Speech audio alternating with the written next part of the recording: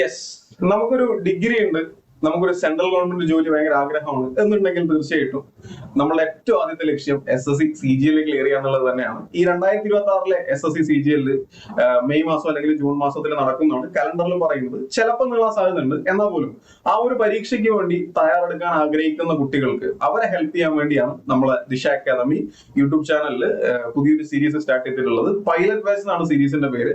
നിങ്ങൾക്ക് അതിൽ ജോയിൻ ചെയ്ത് പഠിക്കണം എന്ന് ആഗ്രഹം ഉണ്ടെങ്കിൽ നിങ്ങൾ ആ താഴെയുള്ള ഈ കമന്റ് ബോക്സിൽ ഒരു വാട്സ്ആപ്പ് ഗ്രൂപ്പിന്റെ ലിങ്ക് കൊടുത്തിട്ടുണ്ട്. ലിങ്കിൽ ജോയിൻ ചെയ്താൽ മാത്രം മതി. നിങ്ങൾക്ക് വേണ്ട അപ്ഡേറ്റ്സ്, വേണ്ട മെറ്റീരിയൽസ്, അതുപോലെ ലിങ്കുകളും കാര്യങ്ങളും ഒക്കെ അവിടെ ഷെയർ ചെയ്ത് തരുന്നതായിരിക്കും. കൃത്യമായ വീഡിയോസ് ഓർഡറിൽ തന്നെ വരും. അത് കണ്ടുപോവുക, അതിൽ പറയുന്ന കാര്യങ്ങൾ പ്രോപ്പറായി ഫോളോ ചെയ്യുക എന്നുള്ളത് തന്നെയാണ് എല്ലാ സബ്ജക്റ്റുകൾക്കും നിങ്ങൾ ചെയ്യേണ്ടത്. അവിടെ നമുക്ക് മാത്സും വളരെ സീരിയസ് ആയി പ്രിപ്പയർ ചെയ്യേണ്ടതുണ്ട്. പ്രത്യേകിച്ച് നമുക്കറിയാം CGL-നൊക്കെ ഒരു മാർക്ക് ബാങ്ക് ആയിട്ട് നമുക്ക് കാണാൻ കഴിയുന്ന സബ്ജക്ട് ആണ് ക്വാണ്ടിറ്റേറ്റീവ് ആപ്റ്റിറ്റ്യൂഡ്, അതുപോലെ തന്നെ റീസണിങ്.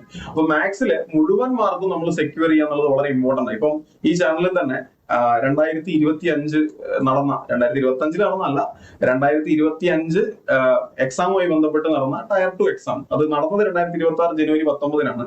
അതിന് ആൻസർ കീ കഴിഞ്ഞ ദിവസം വന്നിട്ടുണ്ടായിരുന്നു. ആൻസർ കീ ഡിസ്കഷൻ നമ്മൾ നടത്തിയിട്ടുണ്ട്. വളരെ ഈസി ആയിട്ടുള്ള പേപ്പറാണ്. നമുക്ക് അത്യാവശ്യം സ്കോർ ഒരുപാട് കിട്ടുന്ന, നമ്മൾ ഏറ്റവും കൂടുതൽ ഹെൽപ്പ് ചെയ്യാൻ പോകുന്ന ഒരു ഏരിയ, സത്യം പറഞ്ഞ റീസണിങ്ങിനേക്കാളും കുറച്ചും കൂടെ എളുപ്പത്തിൽ സ്കോർ ചെയ്യാൻ പറ്റുന്ന ഏരിയ മാത്സ് തന്നെയാണ്. അപ്പൊ അത് നമ്മൾ ഒരിക്കലും മിസ്സാക്കാൻ പാടില്ല. വെറുതെ നമ്മൾ മാത്സിന് കുറച്ച് മാർക്ക് വാങ്ങുക എന്നുള്ളതല്ല, നമ്മൾ ടൈം എഫക്റ്റീവ് ആയിട്ട് മുഴുവൻ മാർക്കും വാങ്ങാൻ ശ്രമിക്കുക എന്നുള്ളതാണ് ഈ ഒരു സീരീസിന്റെ ലക്ഷ്യം. അതുകൊണ്ട് തീർച്ചയായിട്ടും നിങ്ങൾ ആ വാട്സ്ആപ്പ് ഗ്രൂപ്പിൽ ജോയിൻ ചെയ്തിരിക്കുകയും കൂടുതൽ അപ്ഡേറ്റ്സിന് വേണ്ടി വെയിറ്റ് ചെയ്യുകയും ചെയ്യാം. ഓക്കെ, ഈ ഒരു വീഡിയോയില് ഇന്നിപ്പോ ആദ്യത്തെ ഒരു വീഡിയോ ആണ്. ഈ ഒരു വീഡിയോയില് ഞാൻ എങ്ങനെയാണ് എന്റെ പ്ലാൻ എന്നുള്ളത് നിങ്ങൾക്ക് ഒന്ന് പറഞ്ഞുതരാം. ആ പ്ലാൻ മനസ്സിലാക്കുക. എന്തൊക്കെയാണ് നിങ്ങളുടെ ഭാഗത്ത് നിന്ന് എനിക്ക് വേണ്ട റിക്വയർമെന്റ്സ് എന്നും കൂടെ ഞാൻ പറയും. അതും കൂടെ നിങ്ങൾ പ്രോപ്പർ ആയിട്ട് ഫോളോ ചെയ്യാൻ റെഡി ആണെങ്കിൽ തീർച്ചയായിട്ടും നല്ലൊരു റിസൾട്ട്, സത്യം പറഞ്ഞാൽ യൂട്യൂബ് ഒരു സീരീസ് മാത്രം ഫോളോ ചെയ്ത് റിസൾട്ട് ഉണ്ടാക്കാൻ പറ്റുന്ന നിലയിലേക്ക് നിങ്ങൾ എത്തിക്കാൻ വേണ്ടി കഴിയും. ആ ഒരു ചരിത്രം നമുക്ക് ഈ ഒരു സീരീസ് വഴി ഉണ്ടാക്കാൻ വേണ്ടി പറ്റണം. അതിന് എന്റേതായിട്ടുള്ള എന്റെ ഭാഗത്തുനിന്ന് എനിക്ക് തരാൻ കഴിയുന്ന മുഴുവൻ കാര്യങ്ങളും ഞാൻ നിങ്ങൾക്ക് ഷെയർ ചെയ്ത് തരും. പക്ഷെ അവിടെ നിങ്ങൾ ചെയ്യേണ്ട കുറച്ച് കാര്യങ്ങളും കൂടെ ഉണ്ട്. ആ കാര്യങ്ങൾ എന്താണെന്ന് പറയാൻ വേണ്ടിയാണ്. നിങ്ങൾ ചെയ്യേണ്ട ആവശ്യങ്ങൾ എന്താണ്, ഒരു ആസ് എ സ്റ്റുഡന്റ് അല്ലെങ്കിൽ ആസ് ആൻ ആസ്പിരന്റ് എന്തൊക്കെ കാര്യങ്ങളാണ് നിങ്ങൾ കംപ്ലീറ്റ് ചെയ്തിട്ടുണ്ടാവേണ്ടത് എന്നുള്ളതാണ് ഞാൻ ഈ ഒരു വീഡിയോയിൽ ഷെയർ ചെയ്യുന്നത്. കൃത്യമായി കേട്ട് മനസ്സിലാക്കുക. നിങ്ങൾക്ക് വേറെ എന്തെങ്കിലും കൺസേൺസ് ഉണ്ട്, എന്തെങ്കിലും പ്രിപ്പറേഷനുമായി ബന്ധപ്പെട്ട സംശയങ്ങൾ ഉണ്ടെങ്കിൽ തീർച്ചയായിട്ടും കമന്റ് ബോക്സ് നിങ്ങൾക്ക് വേണ്ടിയുള്ളതാണ്, നിങ്ങൾക്ക് ചോദിക്കാവുന്നതാണ്. ഓക്കെ, അപ്പോൾ CGL 2026 വേണ്ടിയുള്ള ഈ ഒരു സീരീസ് നമുക്ക് ഇവിടെ വെച്ച് ഒഫീഷ്യലി സ്റ്റാർട്ട് ചെയ്യാം. ശരി, റിക്വയർമെന്റ്സ് പറയുന്നതിന് മുന്നേ നിങ്ങൾ ചെയ്യാൻ പാടില്ലാത്ത കുറച്ച് കാര്യങ്ങൾ ഞാനൊന്ന് പറഞ്ഞു തന്നെ തുടങ്ങാം. ഒന്നാമത്തത് കണ്ടന്റ് ഫ്ലഡിങ് ആണ്. അതായത് നമ്മുടെ യൂട്യൂബിൽ ഒരുപാട് കണ്ടന്റുകൾ മാത്സിന് വേണ്ടി മാത്രം കിടക്കുന്നുണ്ട്. SSC CGL നിങ്ങൾ വെറുതെ സെർച്ച് ചെയ്താൽ മതി. SSC CGL percentage, SSC CGL ratio എന്നൊക്കെ പറഞ്ഞ് സെർച്ച് ചെയ്ത് കഴിഞ്ഞാൽ നിങ്ങൾക്കൊരു 14 to 15 hours അല്ലെങ്കിൽ 20 hours ഒക്കെ ഉള്ള ലോങ് വീഡിയോസ് കാണാൻ കഴിയും. നിങ്ങൾ ഒരു കാരണവശാലും അത്തരം വീഡിയോസ് കാണാൻ പാടില്ല എന്നുള്ളതാണ് ഒന്നാമത്തെ കാര്യം. നിങ്ങൾക്ക് വേണമെങ്കിൽ കാണാം, നിങ്ങൾക്ക് ഒരുപാട് അറിവ് വേണം, നിങ്ങൾക്ക് കുറച്ചും കൂടെ കാര്യങ്ങൾ അറിയണം, ഒന്നും മിസ്സാവരുന്നൊക്കെ ഉള്ള ഒരു ബോധം ഉണ്ടെങ്കിൽ നിങ്ങൾക്ക് കാണാം. കാണുന്നതിൽ പ്രശ്നമൊന്നുമില്ല. പക്ഷെ അത് നിങ്ങളെ ടൈം ഭയങ്കര നെഗറ്റീവായിട്ട് നിങ്ങളെ ബാധിക്കും. നിങ്ങളെ ടൈം അനാവശ്യമായിട്ട് പോകും. ചില സമയത്ത് നമുക്ക് മടുപ്പും തോന്നുന്നുള്ളത് മനസ്സിലാക്കുക. അതായത് നമ്മൾ അറ്റൻഷൻ സ്പാൻ നമുക്കറിയാം. നമുക്ക് ഒരു അരമണിക്കൂറിൽ കൂടുതൽ അല്ലെങ്കിൽ 1 മണിക്കൂറിൽ കൂടുതൽ ഒരു വീഡിയോ കാണാൻ പറയുന്നത് ബുദ്ധിമുട്ടാണ്. ഈ 1 മണിക്കൂർ വീഡിയോ തന്നെ എങ്ങനെ കാണുന്നത്? അരമണിക്കൂർ കണ്ട് ഒരു ബ്രേക്ക് എടുത്തിട്ട് പിന്നെയാണ് കാണുന്നത്. നമ്മൾ എങ്ങനെയാണ് 12 മണിക്കൂർ വീഡിയോ ഇരുന്ന് കണ്ടു തീർക്കുക ഒരു ടോപ്പിക്കിന് വേണ്ടി? അതൊരു പ്രശ്നമാണ്. ഇനി നിങ്ങൾ ഒരാഴ്ച കൊണ്ടല്ലേ 1.5 ആഴ്ച കൊണ്ടാണ് കണ്ടു തീർക്കുന്നതെന്ന് വിചാരിക്കുക, നമ്മൾ മാനസികമായിട്ട് ഡൗൺ ആയി പോകും. ഒരു ടോപ്പിക്ക് പഠിക്കാൻ വേണ്ടി 1.5 ആഴ്ച വീഡിയോസ് തന്നെ കണ്ടുകൊണ്ടിരിക്കുക എന്ന് പറയുന്നത് നമ്മുടെ ഹെൽത്തിനോ നമ്മളെ മെന്റൽ ഹെൽത്തിനോ ഒന്നും ഒരിക്കലും നല്ലതല്ല. അപ്പൊ ആ ഒരു പ്രോസസ്സ് കംപ്ലീറ്റ് ആയിട്ട് ഒഴിവാക്കുക. ഇത് ആക്ച്വലി സ്പൂൺ ഫീഡിംഗ് ആണ്. ഒരിക്കലും നിങ്ങൾ CGL ലെവലിൽ ഒരു ജോലി ചെയ്യാൻ ആഗ്രഹിക്കുന്നുണ്ടെങ്കിൽ സ്പൂൺ ഫീഡിങ്ങിന് നിന്ന് കൊടുക്കരുത്. ജോലി കിട്ടിയ ആളുകളോട് നിങ്ങൾ സംസാരിക്കണം. അവർ പറയും ഒരിക്കലും സ്പൂൺ ഫീഡിംഗ് അല്ല നിങ്ങളെ ഹെൽപ്പ് ചെയ്യാൻ വേണ്ടി പോകുന്നത്. നിങ്ങൾ അവിടെ ചെയ്യേണ്ടത് എന്താ? നിങ്ങൾക്ക് ഫണ്ടമെന്റലി ആവശ്യമായിട്ടുള്ള കാര്യങ്ങൾ, ഏറ്റവും പ്രധാനമായിട്ട് ആവശ്യമുള്ള കാര്യങ്ങൾ ഒരു 1 hour അല്ലെങ്കിൽ 2 hour കൊണ്ട് പഠിച്ചെടുക്കാൻ ശ്രമിക്കുക. ലെക്ചേഴ്സ് കൊണ്ട് പഠിച്ചെടുക്കാൻ വേണ്ടി ശ്രമിക്കുക. മാക്സിമം പോയാൽ 4-5 മണിക്കൂർ. ഇപ്പം കോഴ്സ് ഒക്കെ എടുക്കുന്ന, നമ്മുടെ ഓൺലൈൻ കോഴ്സ് ഒക്കെ എടുക്കുന്ന ആളുകളുണ്ട്. അവർ എത്ര ഡീറ്റെയിൽ ആയി പോയാലും ഒരു 8-9 മണിക്കൂറിനുള്ളിൽ പ്രധാനപ്പെട്ട കാര്യങ്ങളൊക്കെ പഠിച്ചെടുക്കുക എന്നുള്ളതാണ് ചെയ്യേണ്ടത്. ഒരുപാട് നീണ്ടുപോകരുത്. അതുകൊണ്ടാണ് നമ്മൾ ഓൺലൈൻ കോഴ്സുകളൊക്കെ 1 hour സെഷനായിട്ട് ഇങ്ങനെ നീട്ടി കൊണ്ടുപോകുന്നത്. ഓക്കെ, അപ്പൊ ഒരു കാരണവശാൽ ഈ 14-15 അല്ലെങ്കിൽ 20 മണിക്കൂറിന്റെ അടുത്തുള്ള വീഡിയോസ് പിക്ക് ചെയ്ത് കാണാണ്ടിരിക്കുക. കംപ്ലീറ്റ്ലി ഒഴിവാക്കുക. നിങ്ങൾക്ക് അതുകൊണ്ട് ഗുണമില്ല. അതുപോലെ തന്നെ നമ്മുടെ CGL എഴുതുന്ന കുട്ടികൾക്ക് മാത്രമുള്ള, ആസ്പിരൻസിന് മാത്രമുള്ള ഒരു പ്രശ്നമാണ്.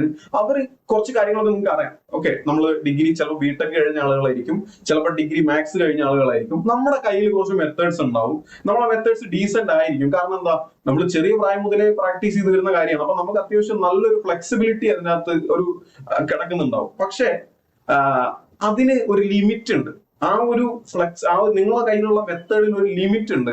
ആ ലിമിറ്റ് കടന്ന് അതിനേക്കാൾ സ്പീഡിൽ ചെയ്യാൻ നിങ്ങളെ കൊണ്ട് കഴിയില്ല.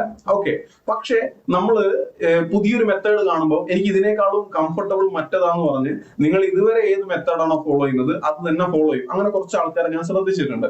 അപ്പൊ അതിന്റെ പ്രശ്നം എന്താ, നിങ്ങൾക്ക് ഒരിക്കലും സ്പീഡ് ഇമ്പ്രൂവ് ചെയ്യാൻ കഴിയില്ല. നിങ്ങൾക്ക് സ്പീഡ് ഉണ്ട്, ഒരു ആവറേജ് എബോവ് ആവറേജ് സ്പീഡ് നിങ്ങൾക്ക് എത്താൻ വേണ്ടി കഴിയും, അതിന്റെ മുകളിലേക്ക് പോകാൻ കഴിയില്ല. എന്നാൽ ഈ ഒന്നും അറിയാത്ത ആളെ സംബന്ധിച്ചിടത്തോളം അയാൾക്ക് ബേസിക് മെത്തേഡ് അറിയില്ല. അപ്പൊ അയാൾ ഒരു മെത്തേഡ്, കാണുന്ന മെത്തേഡ് പഠിച്ചു കഴിഞ്ഞാൽ, അല്ലെങ്കിൽ എക്സാം ഓറിയന്റഡ് മെത്തേഡ് പഠിച്ചു കഴിഞ്ഞാൽ അയാൾക്ക് കുറച്ച് നാളുകൾക്കുള്ളിൽ, പെട്ടെന്നൊന്നും പറ്റില്ല, ഒരു 3-4 മാസത്തിനുള്ളിൽ ചിലപ്പോൾ നിങ്ങളെക്കാളും സ്പീഡ് ഡെവലപ്പ് ചെയ്യാൻ വേണ്ടി കഴിയും. അതുകൊണ്ട് ഒരിക്കലും നിങ്ങളൊരു മുൻധാരണ വെക്കരുത്. ഓക്കെ, ഇതാണ് എന്റെ മെത്തേഡ്, ഈ മെത്തേഡിൽ ഞാൻ സ്ട്രോങ് ആണ്, അതുകൊണ്ട് ഞാൻ ഇതിൽ തന്നെ നിൽക്കുകയാണ്.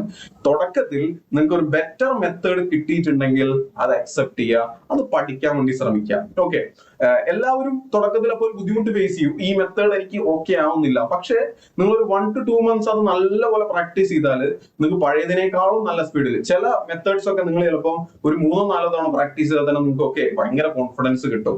അതുകൊണ്ട് തന്നെ ബെറ്റർ മെത്തേഡ്സിനെ അക്സെപ്റ്റ് ചെയ്യാനുള്ള ഒരു മനസ്സ് നിങ്ങൾ കാണിക്കണം. റിസ്ക് എടുത്തോളാം, നമുക്ക് സമയം ഉണ്ടെന്നുള്ളത് കൊണ്ട് നിങ്ങളെ പഴയ മെത്തേഡുകൾ എടുത്ത് മാറ്റി വെച്ച് പുതിയത് നമ്മൾ ലേൺ എന്ന് പറയും അല്ലെ, ലേൺ എന്ന് പറയും. അങ്ങനെ ലേൺ ചെയ്താൽ മാത്രം പോരാ, ചില കാര്യങ്ങൾ നമ്മൾ എന്ത് ചെയ്യണം, മറക്കുകയും കൂടെ വേണം. ചില കാര്യങ്ങൾ, നമുക്ക് വേണ്ടാത്ത കുറച്ച് കാര്യങ്ങളുണ്ട്, ഒഴിവാക്കേണ്ട കുറച്ച് കാര്യങ്ങളുണ്ട്, അത് കംപ്ലീറ്റ് ആയിട്ട് ഒഴിവാക്കാനും കൂടെ നിങ്ങൾ തയ്യാറാവണം. അപ്പൊ അൺലേൺ എന്നുള്ള ഒരു പ്രോസസ്സും കൂടെ നിങ്ങൾ ഈ ഒരു സീരീസ് തുടങ്ങുന്ന സമയത്ത് കടന്നു പോകണം. അപ്പൊ ഒരു മെത്തേഡ് പറയുമ്പോൾ അത് നിങ്ങൾക്ക് ബെറ്റർ ആയിട്ട് തോന്നുന്നുണ്ടെങ്കിൽ തീർച്ചയായിട്ടും അത് ഫോളോ ചെയ്യുക. ചിലപ്പോൾ തുടക്കത്തിൽ നിങ്ങൾ ഒന്ന് സ്ട്രഗിൾ ചെയ്യും. ഞാൻ ചെയ്ത് കാണുമ്പോൾ നിങ്ങൾക്ക് ഓക്കെ കൊള്ളാൻ തോന്നി, പക്ഷെ നിങ്ങൾ ചെയ്യുമ്പോൾ പറ്റുന്നില്ല, കാരണം നിങ്ങൾ ആദ്യമായിട്ടാണ് ചെയ്യുന്നത്.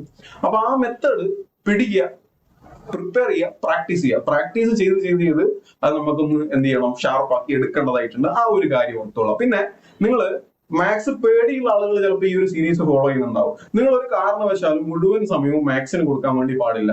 മാത്സ് ഒരു ക്വസ്റ്റ്യൻ ചെയ്തതുകൊണ്ട് നിങ്ങൾക്ക് 4 മാർക്ക് കിട്ടില്ല. നിങ്ങൾക്ക് റീസണിങ്ങിനും GK ക്കും ഓരോ ക്വസ്റ്റ്യൻ ശരിയാക്കി എത്ര മാർക്ക് കിട്ടുന്നോ അത്രയും മാർക്ക് തന്നെ മാത്സിനും കിട്ടുള്ളൂ. അതുകൊണ്ട് നിങ്ങൾ ടൈം കൊടുക്കുമ്പോൾ എല്ലാ സബ്ജക്റ്റുകളിലും ടൈം കൊടുക്കണം.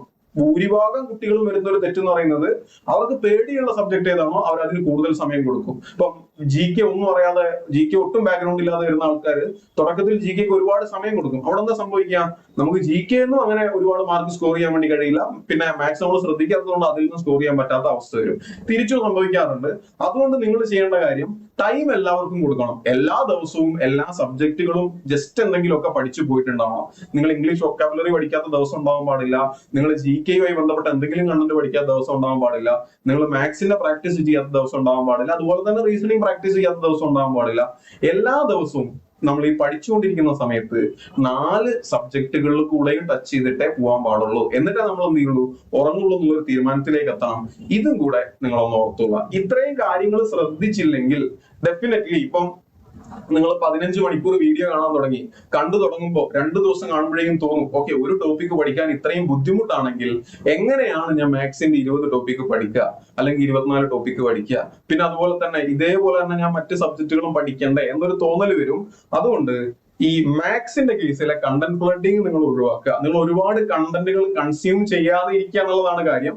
കുറച്ച് കണ്ടന്റുകളൊക്കെ നിങ്ങൾ സ്വന്തമായി ഡെവലപ്പ് ചെയ്യേണ്ടതായിട്ടുണ്ട്. ഈ ഫൗണ്ടേഷൻ മനസ്സിലാക്കിയതിനു ശേഷം നിങ്ങൾ ക്വസ്റ്റ്യൻസ് ആണ് പ്രാക്ടീസ് ചെയ്യേണ്ടത്. ക്വസ്റ്റ്യൻസ് പ്രാക്ടീസ് ചെയ്ത് നിങ്ങൾ തന്നെ ഒരു സ്കിൽ ഉണ്ടാക്കി എടുക്കണം. സ്വന്തമായി പുതിയൊരു ക്വസ്റ്റ്യൻ വന്നു കഴിഞ്ഞാൽ സോൾവ് ചെയ്യണമെങ്കിൽ നിങ്ങൾ സ്വന്തമായി കുറച്ച് ക്വസ്റ്റ്യൻസ് സോൾവ് ചെയ്ത് സ്കിൽ ഉണ്ടാക്കി എടുക്കേണ്ടതായിട്ടുണ്ട്. അപ്പൊ ഫണ്ടമെന്റൽസ് മനസ്സിലാക്കിയിട്ട് നിങ്ങൾ കുറെ ക്വസ്റ്റ്യൻസ് ചെയ്യാം. അതിൽ ഏതെങ്കിലും ക്വസ്റ്റ്യൻ കിട്ടാത്ത സമയത്ത് ആ ക്വസ്റ്റ്യൻ തപ്പാം. ആ ക്വസ്റ്റ്യന് വേണ്ടിയിട്ടുള്ള വീഡിയോസ് ഒക്കെ നിങ്ങൾക്ക് കാണാം. അല്ലാതെ തുടക്കം മുതലേ വീഡിയോ കണ്ടിരിക്കാന്ന് പറയുന്നത് ഒരിക്കലും ഫീസിബിൾ ആയിട്ടുള്ള ഒരു ഓപ്ഷൻ അല്ല. നിങ്ങൾക്ക് ഗുണത്തിലേറെ ദോഷം ചെയ്യുന്നുള്ളത് ഓർക്കുക. രണ്ടാമത്തെ ബെറ്റർ മെത്തേഡിന്റെ കാര്യം ഞാൻ പറഞ്ഞു, ടൈമിന്റെ കാര്യം ഞാൻ പറഞ്ഞു. ഇതാണ് ജനറലി നിങ്ങൾ ഈ ഒരു പ്രിപ്പറേഷനിലേക്ക് കടക്കുന്ന സമയത്ത്, നമ്മുടെ ഗ്രൂപ്പിലേക്ക് കയറുന്ന സമയത്ത് ഓർക്കേണ്ട ഒന്നാമത്തെ ഒരു സെറ്റ് ഓഫ് കാര്യങ്ങൾ എന്ന് പറയുന്നത്. ഇനി മാത്സിലേക്ക് വരുന്ന സമയത്ത് അവിടെയാണ് നമുക്ക് അക്സെപ്റ്റ് ചെയ്യാൻ കുറച്ചും കൂടെ ബുദ്ധിമുട്ടുള്ള കാര്യങ്ങൾ ഞാൻ പറയാൻ പോകുന്നത്.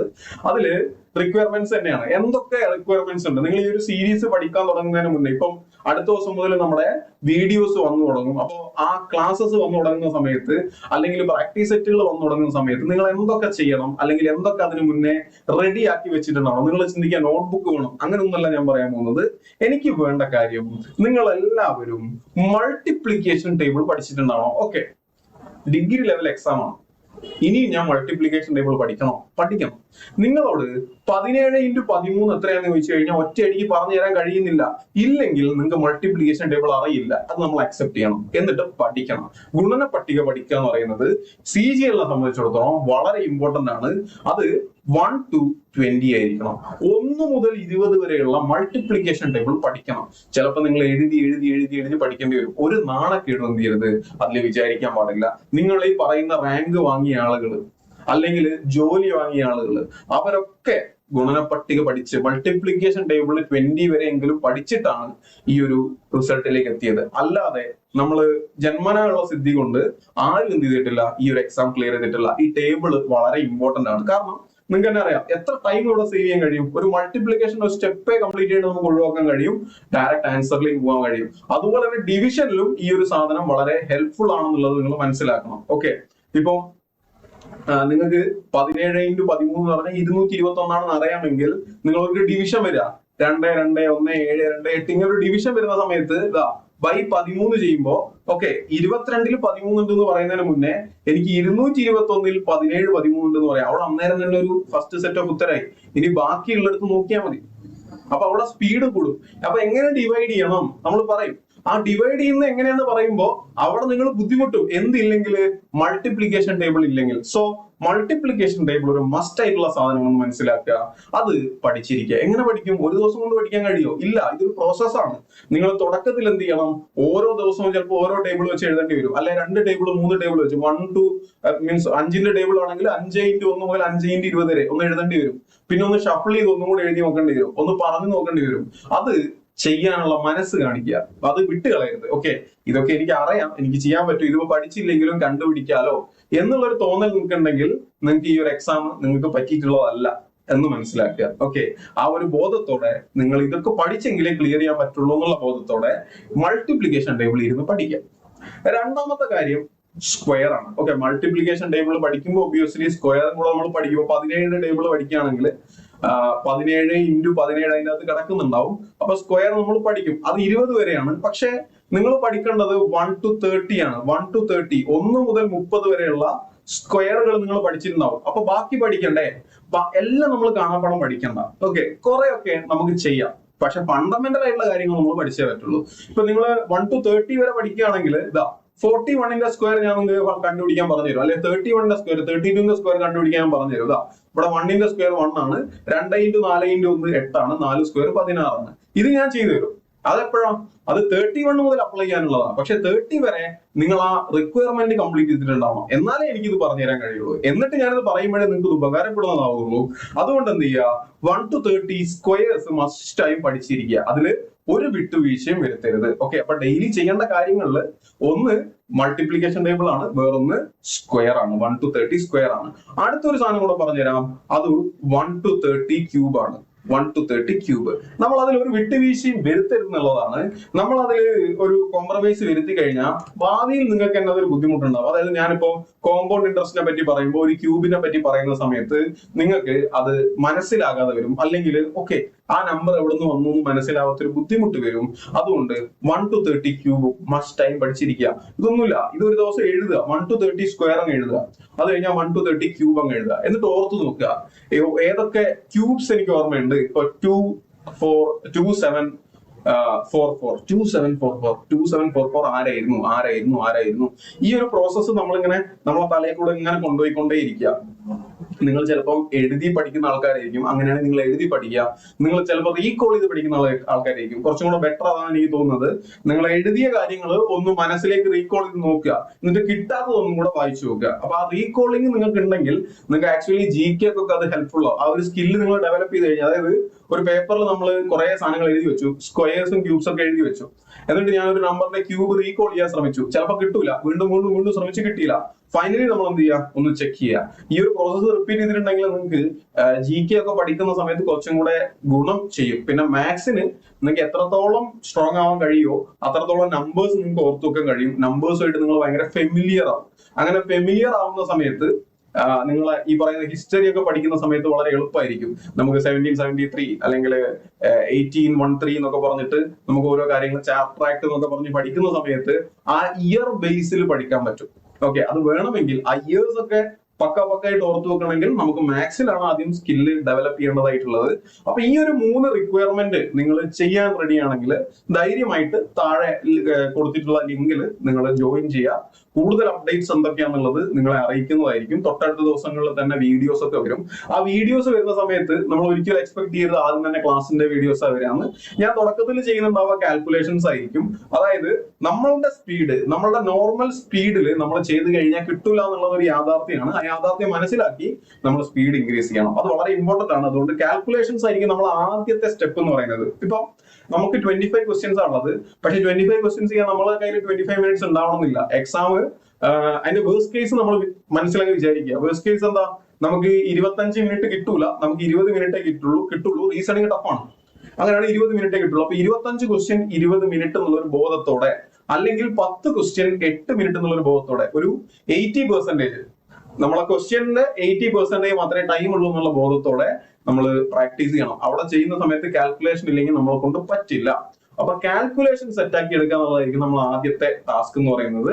അപ്പം അടുത്ത വരാൻ പോകുന്ന വീഡിയോ കാൽക്കുലേഷൻ ആയിരിക്കും. നിങ്ങൾ ആ കാൽക്കുലേഷൻ വീഡിയോ കാണുക. എന്നിട്ട് ഞാൻ ഈ മൾട്ടിപ്ലിക്കേഷൻ ടേബിളും സ്ക്വയറും ക്യൂബും ഒക്കെ എല്ലാ ദിവസവും പഠിക്കണം എന്ന് പറഞ്ഞു, എല്ലാ ദിവസവും എഴുതണം എന്ന് പറഞ്ഞു. നിങ്ങൾ കാണാതെ ഇരുന്ന് പാട്ടുപാടി പഠിക്കുകയല്ല, നിങ്ങൾ റിവൈസ് ചെയ്യാണ് വേണ്ടത്, പ്രാക്ടീസ് ചെയ്യാണ് വേണ്ടത്, എഴുതി പ്രാക്ടീസ് ചെയ്യാണ് വേണ്ടത്. അപ്പൊ ഇതിന്റെ കൂടെ അടുത്ത ടാസ്ക് ആയിട്ട് ഞാൻ ഒരു കാൽക്കുലേഷനാ പറഞ്ഞുതരാം. അടുത്ത വീഡിയോയിൽ ഒരു കാൽക്കുലേഷനാ പറഞ്ഞുതരാം. അപ്പൊ കാൽക്കുലേഷൻ പ്രാക്ടീസ്, ആ ഒരു മെത്തേഡ് പ്രാക്ടീസ് ചെയ്തുകൊണ്ടേ ഇരിക്കണം. ചിലപ്പോൾ നിങ്ങൾ ഒരു 20 എക്സാമ്പിൾസ് വെച്ച് ഒരു ദിവസം ചെയ്യേണ്ടി വരും. മൾട്ടിപ്ലിക്കേഷൻ ആയിരിക്കും. അപ്പൊ ഒരു 20 എക്സാമ്പിൾസ് വെച്ച് ചെയ്തുകൊണ്ടേ ഇരിക്കുക. ഒരു മെത്തേഡ് കൊള്ളാൻ തോന്നി, അത് കൊള്ളാം, ഇത് യൂസ്ഫുൾ ആവും, അപ്പൊ അതൊരു 20 എണ്ണം വെച്ച് എല്ലാ ദിവസവും ചെയ്യാം. ഒരു 7-8 ദിവസം ചെയ്ത് കഴിഞ്ഞാൽ നിങ്ങൾക്ക് അത് നല്ല സ്ട്രോങ് ആയി കിട്ടും. വിടാൻ പാടില്ല, ഇടയ്ക്കിടയ്ക്ക് ചെയ്തു നോക്കണം. ഇതിങ്ങനെ ചെയ്തു നോക്കിയാൽ മാത്രം പോരാ. എന്നിട്ട് നിങ്ങൾ ഇതിന്റെ കൂടെ പ്രോബ്ലംസ് ചെയ്യുമ്പോൾ, മാത്സ് പഠിക്കുന്ന സമയത്ത് ഈ മെത്തേഡ്സ് എവിടെയെങ്കിലും അപ്ലൈ ചെയ്യുക. ഒരു 3-4 തവണ നിങ്ങൾ അപ്ലൈ ചെയ്ത് കഴിഞ്ഞാൽ കുറച്ച് നാൾ കഴിയുമ്പോൾ അത് ഓട്ടോമാറ്റിക്കായി വരാൻ വേണ്ടി തുടങ്ങും. അതുകൊണ്ട് ഈ ഒരു കാര്യങ്ങൾ, കാൽക്കുലേഷനുമായി ബന്ധപ്പെട്ട കാര്യങ്ങളാണ് നമ്മൾ ഈ ചെയ്യാൻ പോകുന്നത് എന്നുള്ള കാര്യം മനസ്സിലാക്കി ഗ്രൂപ്പിലൊക്കെ ജോയിൻ ചെയ്തിരുന്ന് മറ്റ് വീഡിയോസിന് വേണ്ടി വെയിറ്റ് ചെയ്യുക. തീർച്ചയായിട്ടും നമുക്ക് ഇത്തവണ വലിയൊരു ഇമ്പാക്ട് CGL എക്സാമിന് ഉണ്ടാക്കാൻ വേണ്ടി കഴിയണം. ടയർ 1 എക്സാം, ഈ CBT 1 എന്ന് പറയുന്നത് ഒരു ജൂൺ മാസത്തിൽ നടക്കുകയാണെങ്കിൽ അതിലെ പ്രിലിംസ് നമ്മൾ ക്ലിയർ ചെയ്യാൻ കഴിഞ്ഞാൽ, ആ ടയർ 1 ക്ലിയർ ചെയ്യാൻ കഴിഞ്ഞാൽ പിന്നെ നമുക്കൊരു 2 മാസം ഉണ്ടാവും മെയിൻസ് എക്സാമിന് വേണ്ടിയിട്ട്. നിങ്ങൾ ടയർ 1 ക്ലിയർ ചെയ്യുമ്പോൾ നിങ്ങളെ മൊത്തത്തിലുള്ള ആറ്റിറ്റ്യൂഡ് മാറും, നിങ്ങളെ ചുറ്റിനുള്ള ആളുകൾക്ക് നിങ്ങളോടുള്ള ആറ്റിറ്റ്യൂഡ് മാറും. അപ്പൊ അതുകൊണ്ടുള്ള ഗുണം എന്താണെന്ന് വെച്ചാൽ നമുക്ക് തന്നെ ഒരു സീരിയസ്നെസ് വരും. ഓക്കെ, ഞാൻ പണ്ട് പഠിച്ചതുപോലെ ഇനി പഠിച്ചിട്ട് കാര്യമില്ല. അപ്പൊ നമുക്ക് പറ്റുന്നതിന്റെ മാക്സിമം നമ്മൾ പഠിക്കും. അപ്പം അതാ പ്രിലിംസ് ക്ലിയർ ചെയ്ത ആൾക്കാണ് അതിന്റെ ഒരു ഫീലിംഗ് മനസ്സിലാവും. അല്ലെങ്കിൽ അതെന്താണ് ആ ഒരു ഷൂവിൽ നിൽക്കുന്ന സമയത്ത് എന്താണ് നമ്മൾ മനസ്സിൽ കൂടെ പോവാന്നുള്ളത് നിങ്ങൾ ആ പ്രിലിംസ് ക്ലിയർ ചെയ്താലേ മനസ്സിലാവുള്ളൂ. പ്രിലിംസ് ക്ലിയർ ചെയ്താൽ നിങ്ങൾ വേറെ മനുഷ്യനാണ്. പിന്നെ നിങ്ങൾ ഒരു സെക്കൻഡ് പോലും ചെലവാക്കാതെ വളരെ സ്ട്രോങ് ആയി പഠിക്കുന്ന ഒരു നിലയിലേക്ക് എത്തും. പിന്നെ നിങ്ങൾക്ക് തിരിഞ്ഞു നോക്കേണ്ടി വരില്ല. അപ്പൊ നമ്മൾ ആദ്യത്തെ ലക്ഷ്യം, ഫസ്റ്റ് സ്റ്റെപ്പ് എന്ന് പറയുന്നത് CBT 1 ക്ലിയർ ചെയ്യാന്നുള്ളതാണ്. തീർച്ചയായിട്ടും ഈ സീരീസിന്റെ ഭാഗമായി ആത്മാർത്ഥമായി പഠിക്കാൻ ശ്രമിക്കുന്ന എല്ലാ ആസ്പിരൻസിനും ഒരു all the best and happy learning നേരുകയാണ്. CBT 1 നമ്മൾ ആദ്യത്തെ ലക്ഷ്യമായി മുന്നിൽ വെച്ചുകൊണ്ട് നമുക്ക് നമ്മുടെ സീരീസുകൾ വെച്ച് സ്റ്റാർട്ട് ചെയ്യാം.